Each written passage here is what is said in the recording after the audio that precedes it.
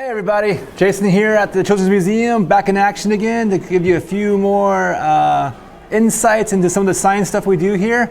And today we're going to talk about civil engineering. Sounds like a really big thing that's done, but it really isn't. All civil engineering is how architects make cities more functional. And what do I mean by that, making a city more functional?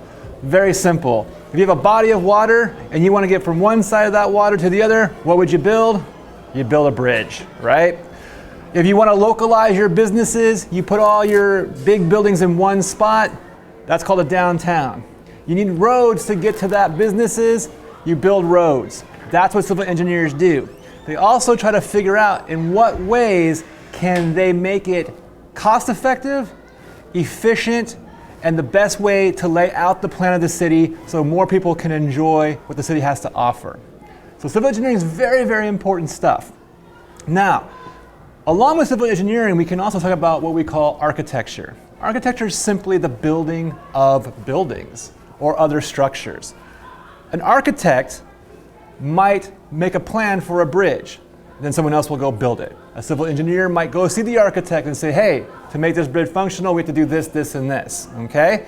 They work together to make sure the bridge is built efficiently, built with the least amount of money, and built so that it works the purpose it needs to work. So architects are interesting people though. They're not only trying to build something, they're trying to put their stamp on it. And what I mean by that is they're trying to make it something that's unique to them. So architects like to make things aesthetically pleasing as well. They like to make things beautiful.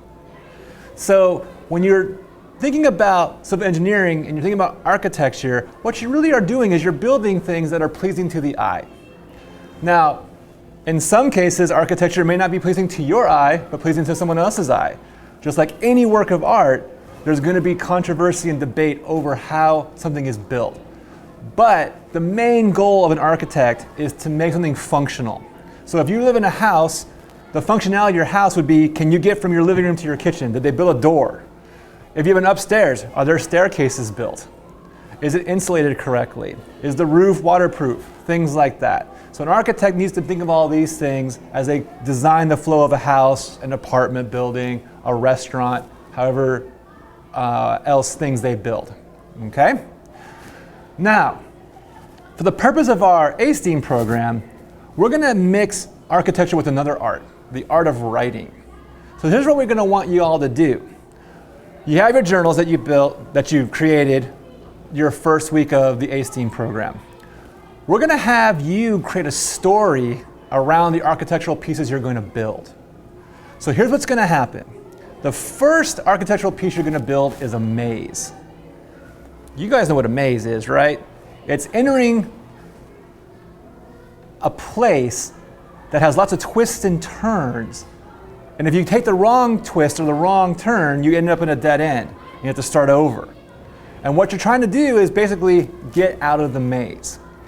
So there's a lot of things you can do to build a story around that. I'm not gonna tell you what to do. That's up to you to figure out. But you're gonna build this maze and create a story around that maze. Now, once you're done with the maze, the next time you guys all meet up together, you're actually gonna build a staircase. So you're gonna actually have to get up into a higher level from where the maze was. Since you're gonna be doing it in different times, your maze will be gone, but you can still in your story somehow maybe attach the staircase to the maze. Like once you leave the maze, the staircase is right there and you have to go up it, and that's what you have to do to get out of this area that you're in, whatever you want to do. The next thing you're going to do is you're going to build a bridge. Okay, we all know what a bridge is, right? It gets across an expanse of non-land, if you will. So basically, if you have a cliff on one side and a cliff on the other side, and there's a sheer drop from there, you need to have a bridge to get across. So you're going to be able to build a bridge that's going to get you across one area to the other area. And at the very end, you're going to build a ramp. Now, a ramp is an interesting sort of device. It's actually one of the earliest, what we call simple machines, all right? It's an incline plane. An incline plane is something like the dustpan that you sweep things up in with your broom. A bulldozer tilting itself to let things go or to pick things up, okay? A dump truck tilting itself to let things go, all right? It's a plane that has an angle so things can slide down or be pulled up easier, okay? So when you're talking about that particular part of your story, you can actually talk about simple machines like pulleys and levers and wheels and axles and screws and all that kind of stuff. But the ramp is the last thing you're going to build. So at the end of the day, once you get out of your ramp, your story can end. So you can find either your freedom, or maybe your story is actually once you get on the ramp, something bad's going to happen. Who knows? And you can continue the story from there. But what we really want you to do as you build these different structures, we want you to build a story around it that you can share with others. That's why we want you to put in your journal. Because remember, you're taking your journal back with you at one point, and therefore you can then tell your parents about your story, or your aunts and uncles, or your friends that don't go to school with you, or your neighbors, or whoever, okay? Remember though, when you're building, not only do you want to make it structurally sound and have a purpose, you want to give your own unique stamp to it. You want it to look different than everybody else's, because you guys are all unique. You guys are all creative. And really all you need to do when you're building is you want to be able to have a plan. You want to be able to have your materials, and you want to be able to execute your plan in an efficient amount of time, and then make sure it's structurally sound. Now, there's only a few things you're going to need to build. All you need is your imagination and these planks right here. We're going to give you a whole box full of planks, and you can build your bridges and your mazes and whatever you want with those planks. But you can also challenge yourself. Remember, architects have to be efficient and have to come in under budgets or on budget.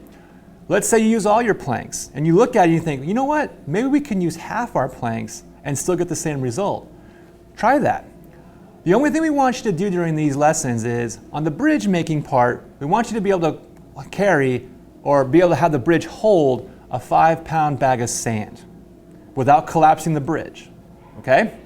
Also, when you make your ramp, we want you to be able to have ping pong balls roll down them without getting stopped or hooked up on anything. And that's all. After that, you can challenge yourself and decide, hey, could I do this with half the amount of planks? Can I do this with 1/3 amount of planks? Can I do this with 1/4 amount of planks?